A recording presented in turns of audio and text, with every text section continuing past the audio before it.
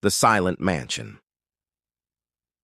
The Harrington estate stood like a beautiful prison on Willow Hill, its grand architecture and sprawling gardens hidden behind wrought iron gates that rarely opened. Inside lived Victor Harrington, a telecommunications mogul whose wealth could buy anything except what he truly needed, a way to protect his 18-year-old twin daughters from a world he deemed too harsh for them. Charlotte and Olivia. Harrington had been blind since birth. Their mother had died during their delivery, leaving Victor alone to raise two daughters he didn't know how to connect with. His solution was control, private tutors, state-of-the-art security, and a rotating staff who treated the girls like porcelain dolls rather than young women with dreams. "I don't want another nanny," Charlotte said, her fingers tracing the spines of her Braille books as she sat in the library. Though identical to her sister in appearance, both with honey blonde hair and delicate features, Charlotte was the more outspoken of the two. "Father calls her a therapeutic companion," Olivia replied softly, her hands resting on the keys of the grand piano she rarely played anymore. Maybe this one will be different. Neither twin held much hope. The last three companions had quit within months, unable to navigate Victor's strict rules or the twins' increasing frustration with their confinement. That morning, Daniela Morales stood at the gates of the Harrington estate, clutching her resume and a worn leather case containing her flute. At 32, she had worked with visually impaired children for years as a music therapist. But this private position offered better pay, money she desperately needed for her mother's medical bills. Mrs. Hudson, the stern housekeeper, led Daniela through the mansion's hushed corridors. "Mr. Harrington expects complete dedication," she explained. "The girls require constant supervision, and their routines must not be disrupted." Daniela nodded politely, but internally bristled at the word supervision. From her experience, what visually impaired young adults needed was confidence and independence, not surveillance. Victor Harrington's office was as cold as his greeting. "Your credentials are impressive, Ms. Morales, but you should know that my daughters have special needs. Their condition makes them vulnerable." "With respect, Mr. Harrington," Daniela replied, "blindness isn't a condition, it's a characteristic. And from what I've read, your daughters are intelligent, capable young women." Victor's expression hardened. "You haven't met them yet." "Then I look forward to it," she said, maintaining her composure. Their first meeting in the conservatory was awkward. Charlotte sat with arms crossed, while Olivia fidgeted with the hem of her dress. The air felt stagnant, as though the room itself rarely breathed. "I understand you both enjoy music," Daniela said, opening her case. "We used to," Charlotte replied curtly, without responding. Daniela began to play her flute, not a classical piece as might be expected in such surroundings, but a playful folk melody that danced through the still air. When she finished, she placed the instrument in Olivia's hesitant hands. "Music isn't just about hearing," Daniela explained.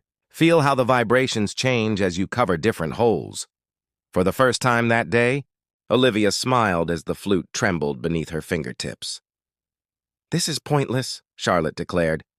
But Daniela noticed how she leaned forward slightly, drawn to the new presence in their carefully controlled world.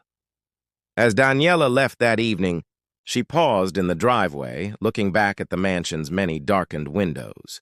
Behind one of them, Charlotte stood listening to the sound of Daniela's departing footsteps, a sound different from any other in their silent world, the sound of someone who saw them not as burdens or curiosities, but as people with untapped potential.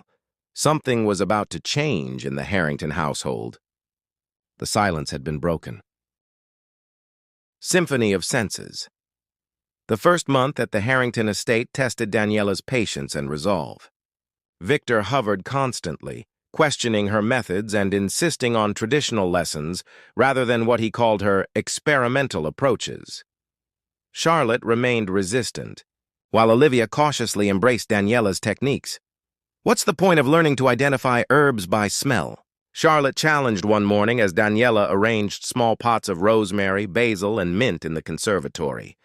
"We have chefs to cook for us." "The point isn't cooking," Daniela replied, guiding Charlotte's hand to the rosemary. It's experiencing the world in all its richness. Besides, wouldn't you like to know if those chefs are actually using the herbs they claim in your food? That earned her the first genuine laugh she'd heard from Charlotte.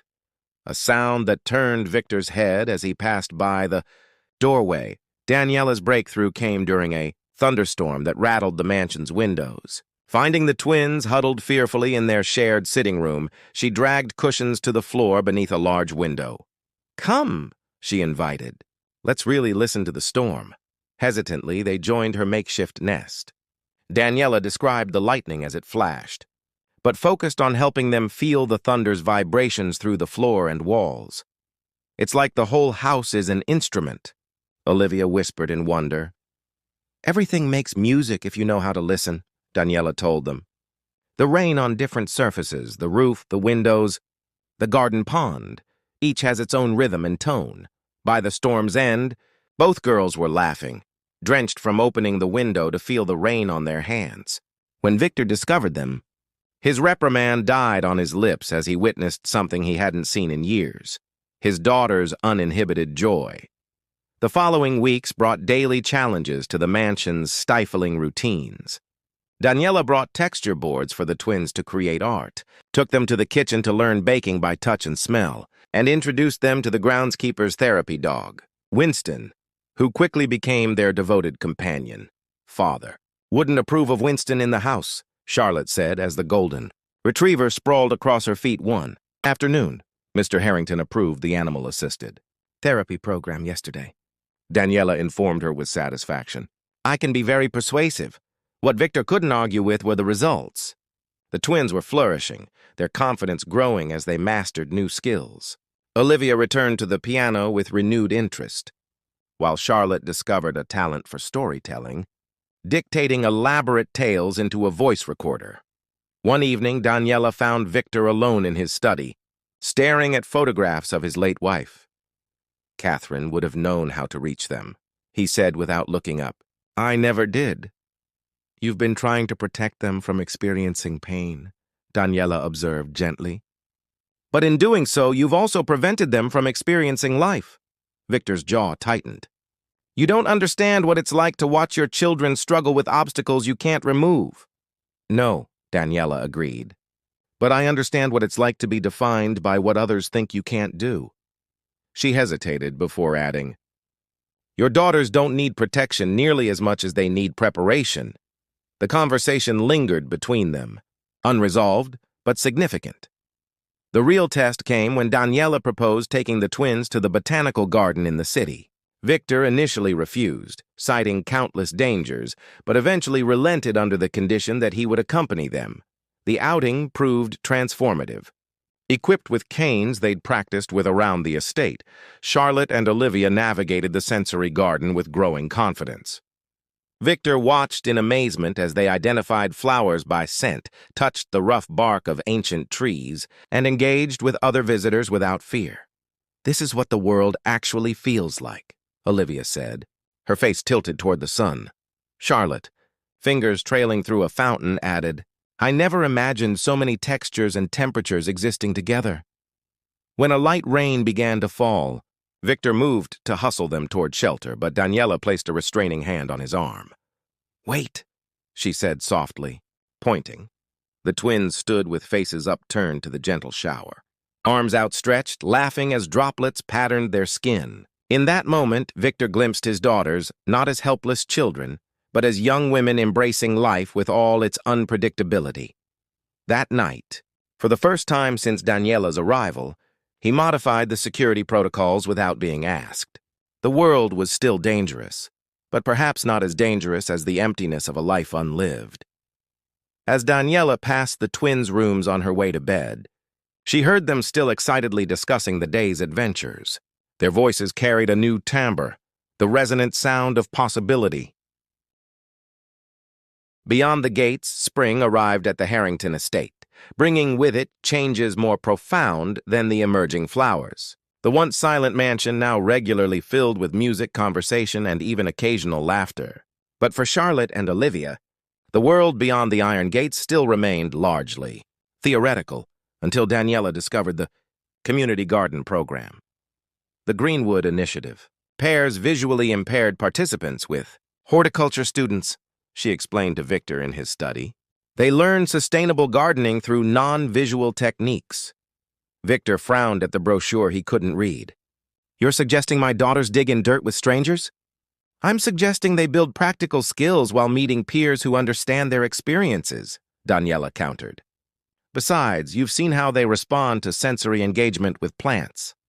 After considerable negotiation, Victor agreed to a trial session, insisting on accompanying them, though he promised to remain inconspicuous.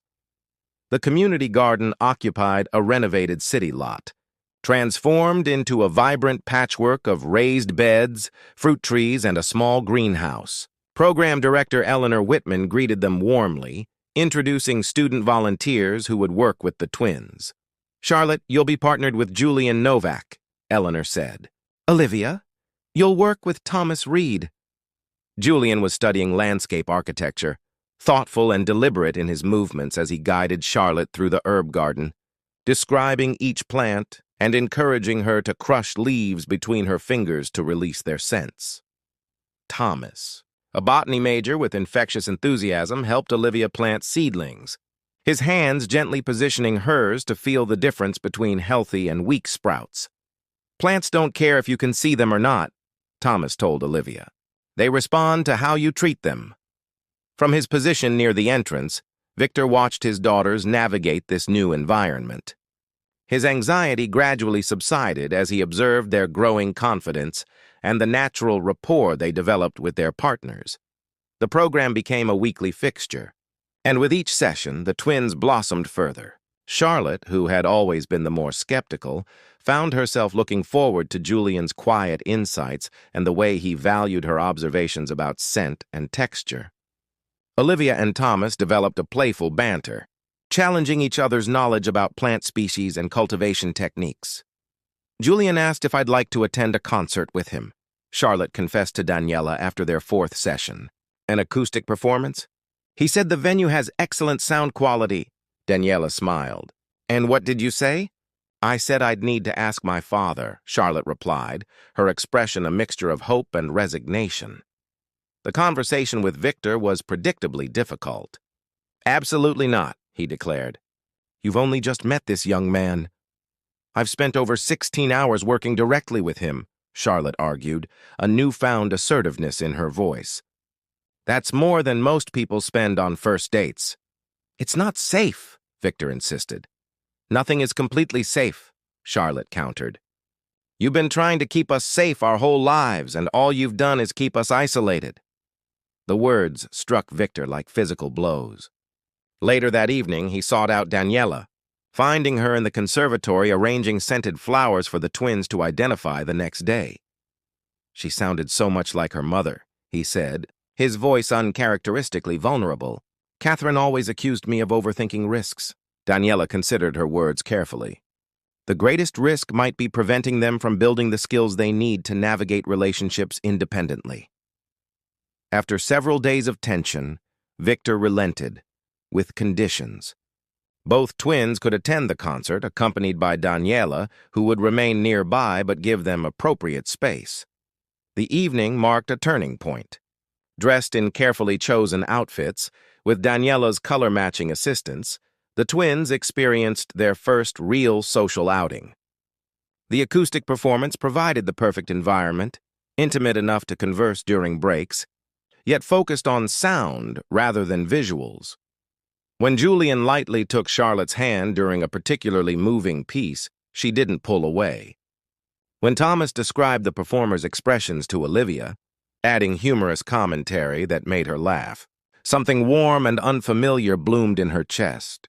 Returning home, the twins were transformed, animated, talkative, suddenly aware of possibilities they'd never considered. Daniela watched them with pride and a touch of melancholy, knowing that every step toward independence changed their relationship with both Victor and herself. From his window, Victor observed their return, his daughters walking confidently up the drive, no longer clinging to guides but navigating with their canes and each other's support, their faces illuminated by something more profound than the garden lights. The gates of the Harrington estate had been breached not by intruders, but by life itself. Shadows and light summer settled over the Harrington estate, bringing with it unprecedented changes. The twins now regularly ventured beyond the gates, to concerts with Julian and Thomas, to the farmer's market with Daniela, and even occasionally on their own to the community garden, navigating the familiar route with growing confidence. But as Charlotte and Olivia flourished, new complications emerged. Victor, though gradually accepting his daughter's expanding world, still struggled with relinquishing control, and Daniela received an unexpected letter that threatened to disrupt the delicate ecosystem they'd created.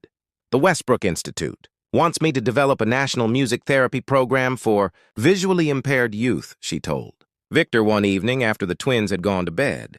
It would mean reaching thousands of children. Victor's expression remained impassive, but his knuckles whitened around his coffee cup. "When would this position begin?" "September," Daniela replied. 6 weeks from now? The prospect of Daniela's departure loomed like a shadow over the household, though she had yet to make her decision or inform the twins. Meanwhile, Charlotte and Olivia faced complexities of their own as their relationships with Julian and Thomas deepened. "How do I know if he's looking at me or Olivia when we're together?" Charlotte confessed her insecurity to Daniela during a piano lesson. "We sound the same, we feel the same. What if he confuses us?" "You and Olivia may share identical features," Daniela responded, "but you've never been the same person. Julian is drawn to your perspective, your voice, your unique way of experiencing the world."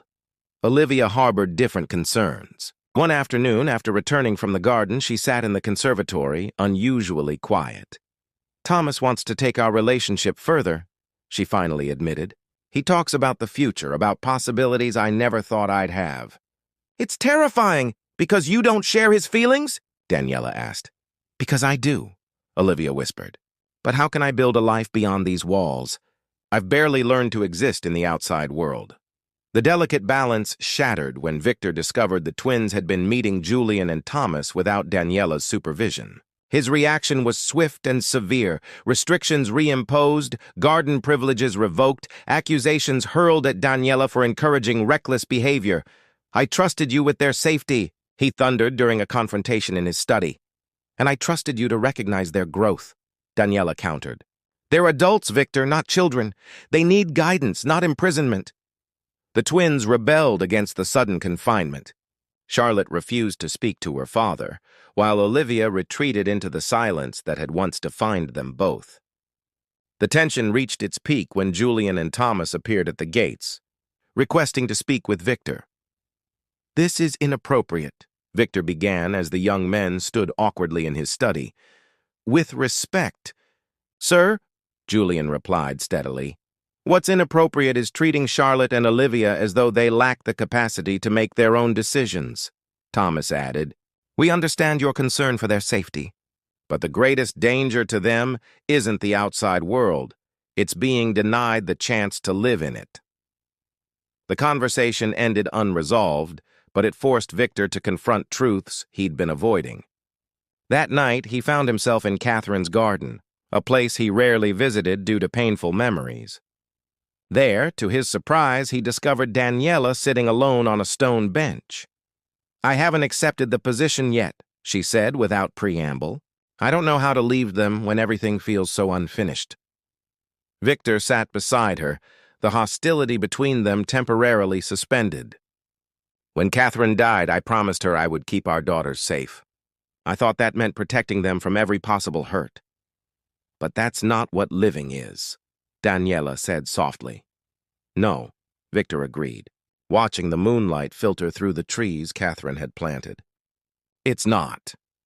As they sat in contemplative silence, both understood that critical decisions approached, choices that would reshape all their futures.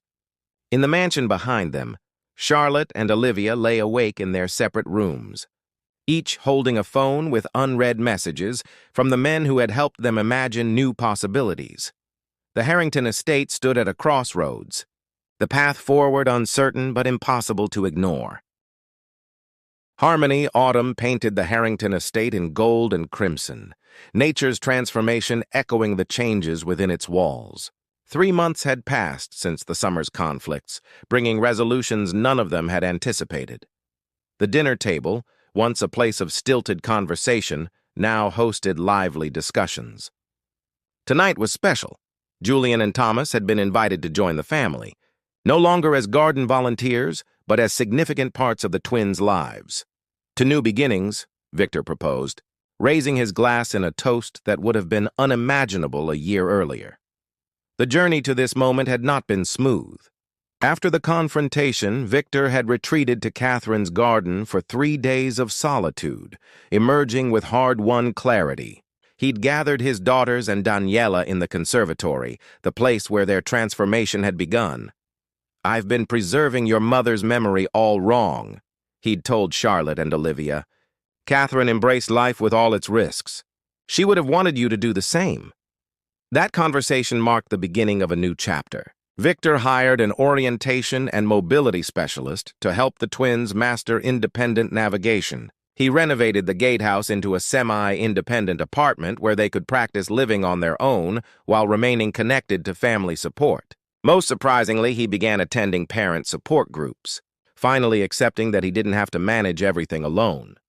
Charlotte now volunteered at a crisis helpline, her once guarded heart opening to others' struggles. "People tell me things they wouldn't say face to face," she explained. "Sometimes not being seen is exactly what someone needs to feel heard." Olivia had discovered botanical illustration through tactile drawing techniques Thomas introduced her to. Her textured artwork, capturing plants through touch rather than sight, had been featured in an exhibition at the University Gallery. As for Daniela, she had made her decision about the Westbrook Institute, but not in the way anyone expected. "I proposed a regional pilot program instead of relocating," she explained to Julian as they cleared the dinner plates. "I'll develop the curriculum here and train local instructors. The impact might be smaller initially, but it means I can stay." Victor, overhearing, added, "The Harrington Foundation is providing the seed funding. Seems fitting that what began with my daughters will help others." Later that evening, the unconventional family gathered in the garden for what had become a weekly tradition. Victor described the sunset while Thomas identified the changing scents of autumn foliage.